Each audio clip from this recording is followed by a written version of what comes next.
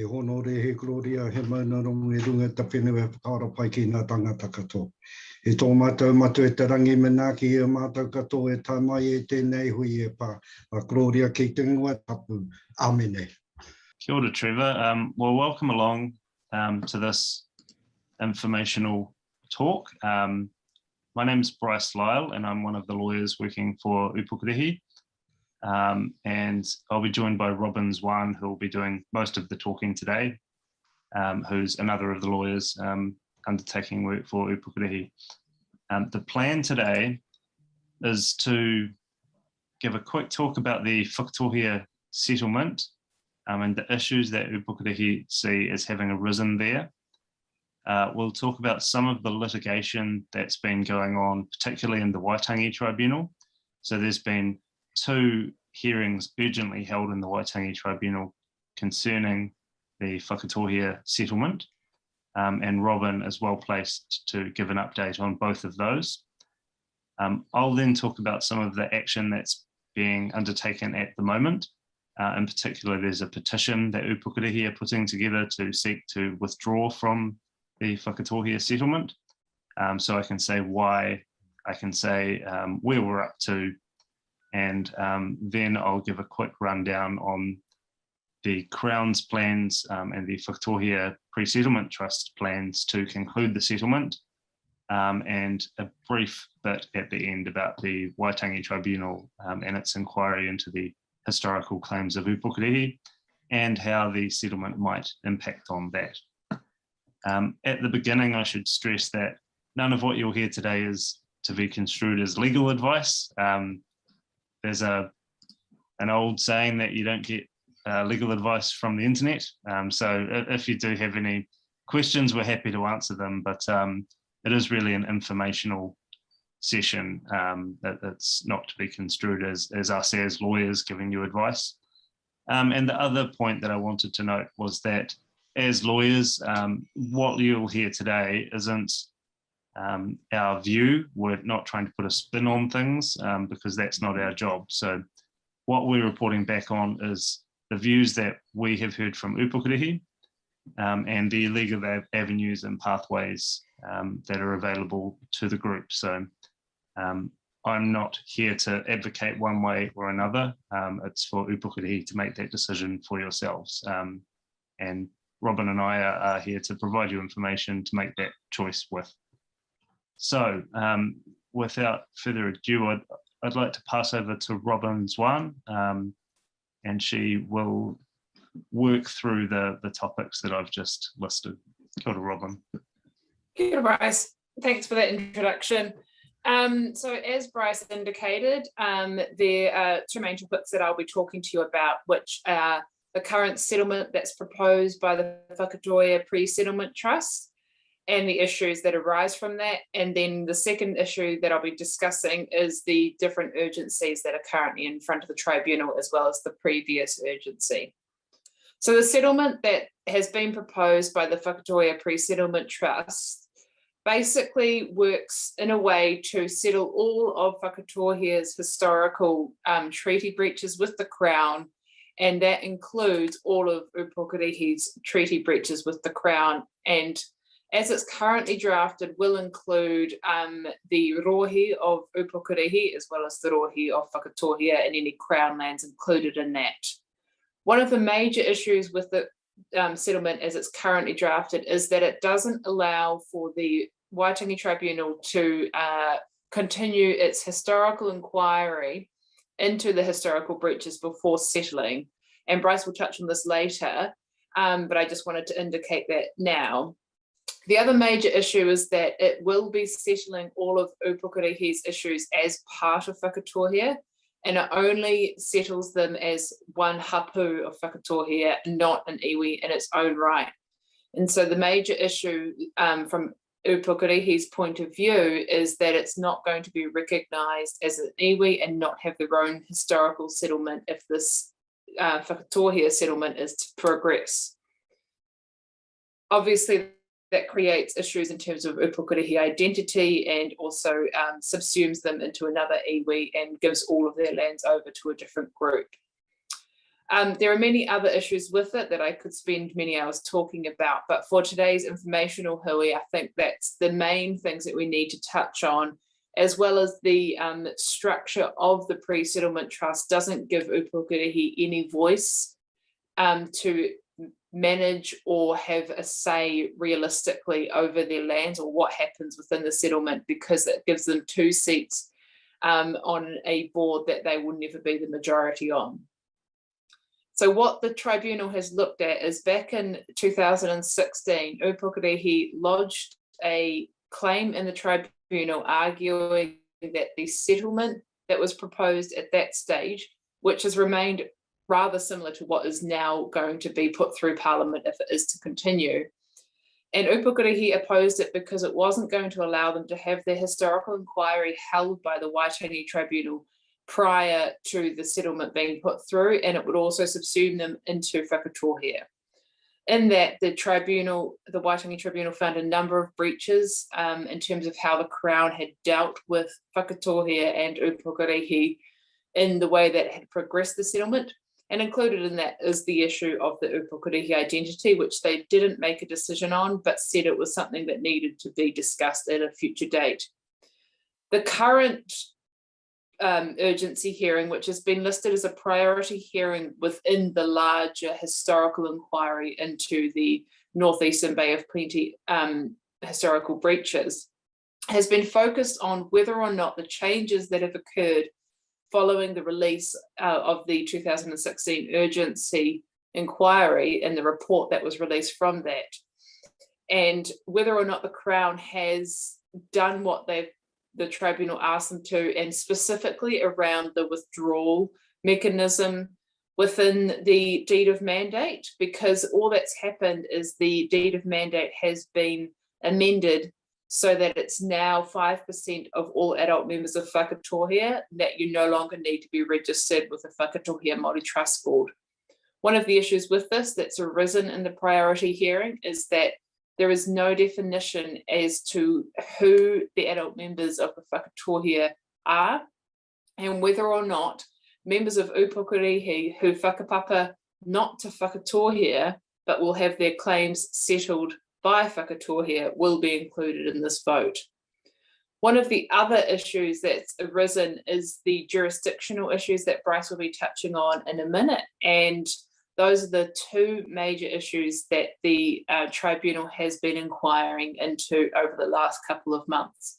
It was heard in a very short hearing space and quite defined matters to make sure that there was time to release the report prior to any ratification of a potential deed going through Parliament.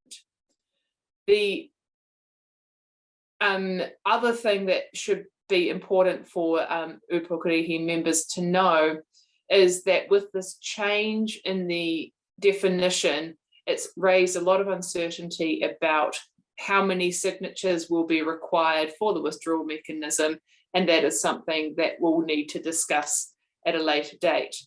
I don't think there's anything else that I need to touch on at this stage, apart from reminding people that if the settlement goes through, then the identity of Upokorehe will be permanently settled with whakatōhea and will not have the opportunity to have their own separate historical settlement with the Crown. Upokorehe will still be able to have the historical inquiry with the Waitangi Tribunal, but their powers will be restricted in terms of how many recommendations they can make in the release of their report when that comes about. And on that note, I will pass it over to Bryce to talk about more of the jurisdictional issues and where the petition has gotten to. Thank you, Robin. There's a lot to unpack there, I know. Again, if you do have questions, please put them in the comments or put them up on Facebook, and Kahu or others will feed them to us to answer in the future. So the first topic that I would like to cover off is, as Robin said, the withdrawal mechanism. Now, what this means is that when the Crown made the decision to work with the Whakatōhea Trust Board and now the Whakatōhea Pre-Settlement Claims Trust, One of the ways that the claimant community was given to keep that body accountable to them was this withdrawal mechanism. So part of the claimant community, or the entire claimant community, if they're dissatisfied with the settling group, we're meant to be able to engage with this withdrawal method. The idea being that the Crown would then cease to work with the pre-settlement trust for that particular group. So it's called withdrawing the mandate in Crown speak. The process there was that written notice of the intention to withdraw needs to be provided to the pre-settlement claims trust, and it needs to specify which part of the claimant community is seeking to withdraw. So in this case, it's Upokorehe. It needs to identify clearly the concerns which have led you to that step. And the hard part, as far as we're concerned, is that it needs to be signed by at least 5% of the adult members of whakatōhea. We don't have, as Robin said, a clear steer on exactly what that 5% number is.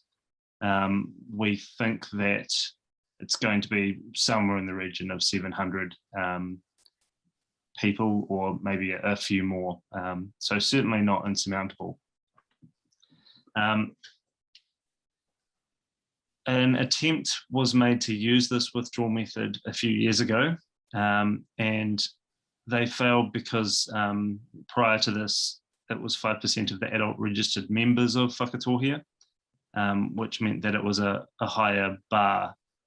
Now that's been changed, so Upokorehe have decided to try again. It's not known if other groups are trying their own petitions at the moment, but after the last Waitangi Tribunal hearing, our clients told us that it was incumbent on them to at least try to use this withdrawal process, because they're seeking to use all avenues possible to withdraw from the settlement. So over the last 2 weeks, a petition has been online. It's www.upokorehe.iwi.nz/petition. And the reason that Upokorehe have given as wanting to withdraw is as follows. It says the Crown and Whakatōhea Pre-Settlement Claims Trust plan to initial their deed of settlement in November 2021. And I should add that yesterday we received word from the Crown that that timeframe is going to be pushed back slightly. So it's now looking like that initialing might happen in the early part of 2023. So there may be a couple of months there difference. But as those who are organising the petition say, the voice of Te Upokorehe Iwi is not going to be heard in this settlement. They say their whakapapa and their claims are distinct from Te Whakatōhea. So they're objecting to being swept into the settlement as a part of Te Whakatōhea. They say that they want to stand on their own mana and have the Crown engage directly with them to settle their claims rather than with a different group. So they're asking all of those who whakapapa to Te Upokorehe to join the petition and show the Crown that Te Whakatōhea does not have their permission or agreement to act for Te Upokorehe. Now, when you go to that website, you'll see there's a fairly easy form to fill in, hopefully. It's just first name, last name, email address, birth date. You'll be asked about your marae and your tipuna. Those are just check boxes. If you're not sure, then you can leave those blank, and Kaumatua Kuia will contact you to work that out. And if it's more than one, please go right ahead and click more than one. There's a box where you can put a comment in, what you would like to say to the Crown, and then you can use your mouse as a pen to sign and submit the petition. So it's as easy as that. We don't know that this petition will be successful. To a large degree, we're depending on what that 5% exactly means. And even if it is submitted and everything goes as the withdrawal element of that deed of mandate sets out, it withdraws this group from the settlement, but not the Y claims that you've all filed. So there is still a big issue there legally with that withdrawal method. And that's part of what the Waitangi Tribunal are looking at the moment. So I'm expecting and hoping that there will be a positive outcome there. I should say that the petition can be signed by anyone who whakapapas to Upokorehe. You don't need to be on the whakatohea register. So if you're over 18 and you're Upokorehe, you can go along and sign up. And you can be encouraging your whanau to do the same. Now, I've said a little bit about the Crown plan from here. So that's the initialing in 2022 and a ratification process to follow. So that'll be a vote. And that will be all whakatohea members who are over 18 will be able to vote on a yes or a no, essentially, to take the settlement or not. We've seen historically with other settlements that the Crown is quite willing to accept very low percentages of turnout, so that they are likely to accept, for instance, 30% or something around their turnout, as long as they see the numbers stacking up. So there's no magical number that will be a no, there's no magical number that will be a yes. It's very much at the discretion of the Crown.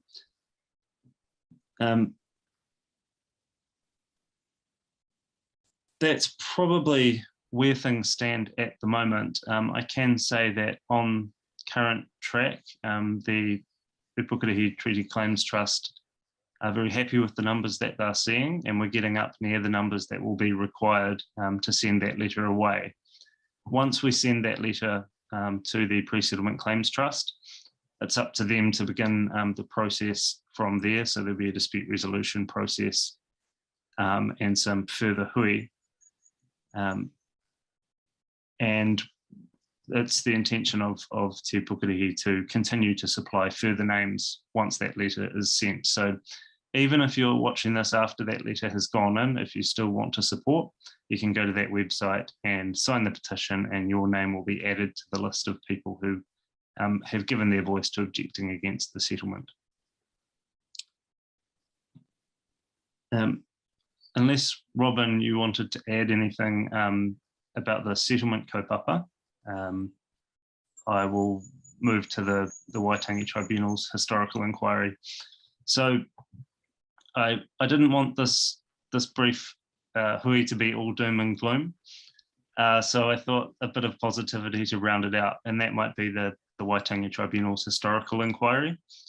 Upokorehe have several claims within that inquiry, and it's going to be the first time that your historical claims, your grievances against the Crown have been focused on with a laser focus rather than just as a part of a different process by a panel like the Tribunal. You will have your own research completed, and that includes a tribal landscape report, which is going to be only for Upokorehe, not for the wider whakatohea. So this is a chance for you as an iwi, as a people, to have your say in front of the Tribunal and have your claims heard. The settlement may have an impact on the timing of that, because as Robin said, the way that they've set it up is that that Tribunal won't be able to hear your historical claims, possibly while any settlement legislation is before Parliament. Then it'll be all go in the Tribunal. If the settlement does go through, one of the parts that people are objecting to is that the Tribunal will be able to hear your claims, will be able to make findings on your claims, but on historical elements won't be able to make recommendations on those claims. And that's a part that we're hoping is also changed or there'll be a good recommendation from the Tribunal to change that, because legally speaking, I don't think it makes sense. And we've seen historical precedent in other settlements where the tribunal's been allowed to make those sorts of recommendations by the Crown. So I don't see that there's any rationale legally in taking that ability from the tribunal. So that tribunal process is likely to kick into gear next year after a lot of preparatory work. I think part of the only thing that's been holding it back at the moment has been this latest series of lockdowns. But it's my firm hope that we'll see some real progress coming in the next year, and Upokorehe can begin that process of having your claims heard, giving your evidence and saying your piece to the Crown. So in the meantime, the focus is on the petition. It's on working out other legal avenues to make sure that Upokorehe get the settlement that you want, the settlement that you deserve, rather than one that you feel that you're being included in against your wishes. And that is all that I had to say today. I don't know, Robin, if you'd like to wrap up. No, I think you've covered everything else. Just if you're still watching this, a reminder of the website, Bryce, because I can't remember it off the top of my head, just in case people need to get there. This will also be on the Facebook page, but it's www.upokorehe.iwi.nz/petition. There's also a register there, and you'll be guided to that after you've signed the petition. And that's a way that the Upokorehe Treaty Claims Trust can stay in touch with you after this process, if you so wish. But you don't need to fill that in to sign the petition, but by all means do if you want to be kept in touch with. Ai hono e Gloria e manarongi runga te whenua whakaro pai ki ngā tangata katoa. E tō mātou e tarangi manaki e mātou katoa e noho ki tō tātou kainamaha. A Gloria ki te ngua tapu. Amene.